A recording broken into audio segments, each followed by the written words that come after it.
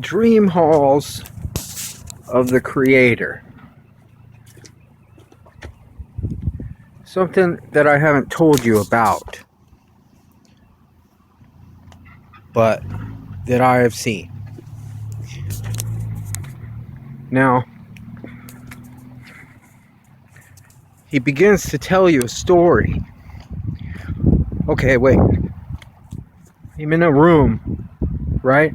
Of unknown dimensions, probably infinite dimensions. As far as length and width or whatever, there's no walls or whatever.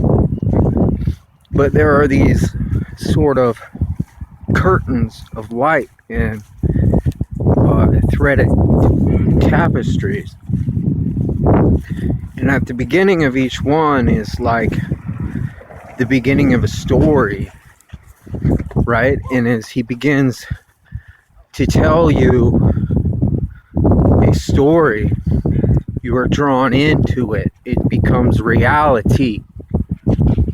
And you don't know where it's gonna go.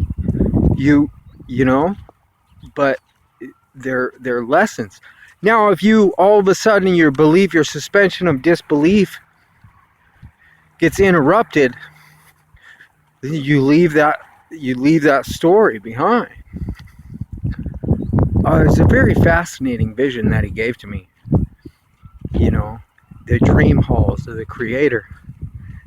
And the internet is exactly like that is.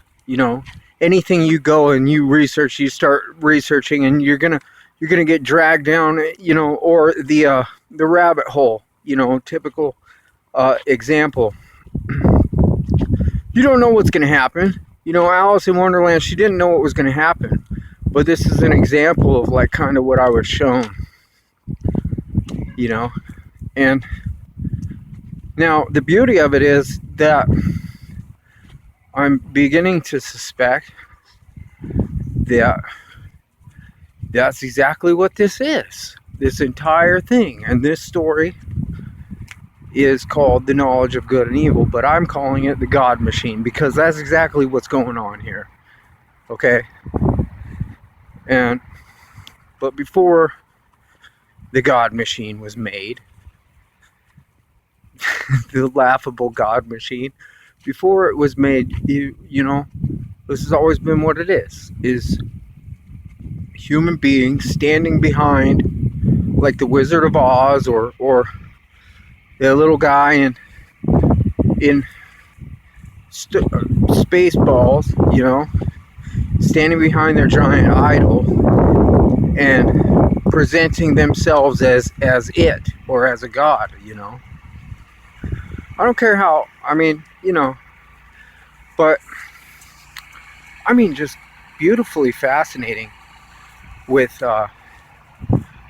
respect to eternity and what to expect in eternity.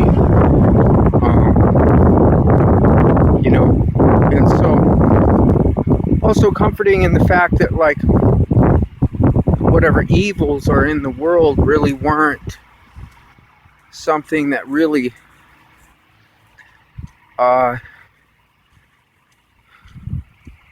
was going to continue to exist,